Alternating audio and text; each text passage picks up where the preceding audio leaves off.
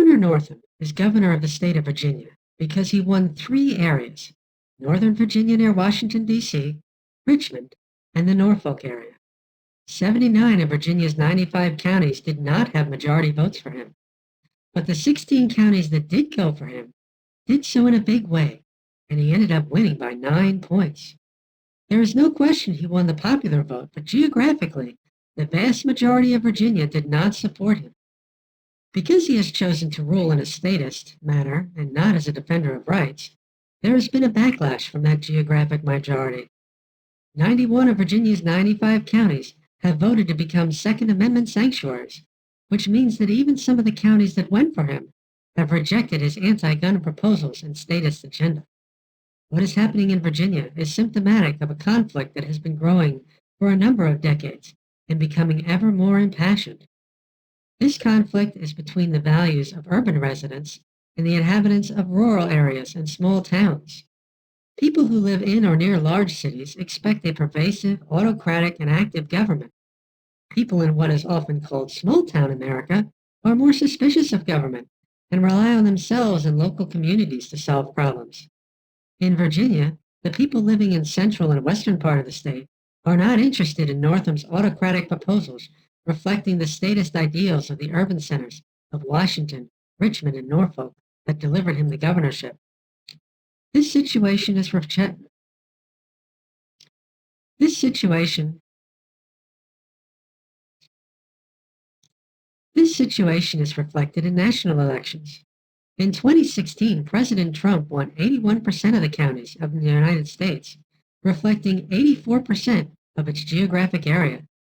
But Hillary Clinton won 88 of the largest 100 counties, and it gave her a popular vote edge. In 2008, President Obama won 28% of the counties. In 2012, only 22%.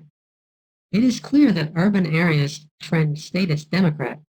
The 50 largest cities account for 15% of the country's population, and the vast majority, particularly the ones with populations over 1 million, are run by statist Democrats and run badly. In these cities, this situation is reflected in national elections.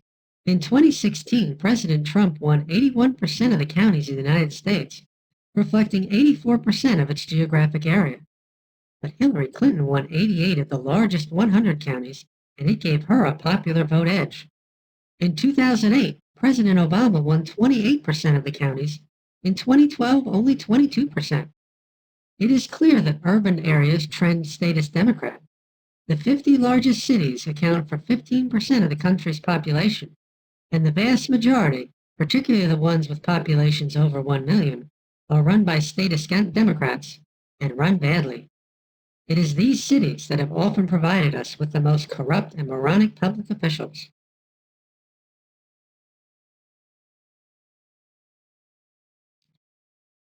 Little of this would be of consequence if government officials, particularly at the state and national level, would confine themselves to their proper role of merely protecting natural rights. However, that ship sailed a very long time ago. Now government is in everything and does anything.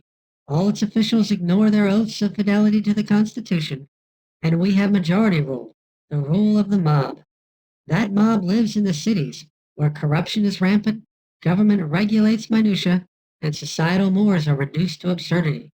So when the joint-smoking, gun-grabbing, sugar-banning, surveilling, taxing, welfare state-loving transvestite uses the power of government to force compliance with his views on gun-toting, Bible-thumping, independent-minded royal people, there is going to be conflict.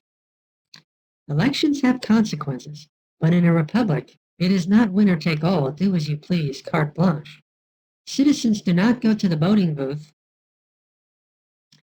Elections have consequences, but in a republic, it is not winner take all, do as you please, carte blanche. Citizens do not go to the voting booth to select a tyrant for the next 2, 4, or 6 years. The losers should not be plundered and enslaved. But this is where we are. Each election is about who gets to plunder who gets to wield the vast power of the state for whose benefit, and whose values are forced on whom. Is it any wonder our elections have become so contentious and politics so vulgar and noxious? We cannot have an active state and personal liberty. We must choose. Only the return of a small, limited government that protects the rights of all equally will foster the civility and harmony we all prefer.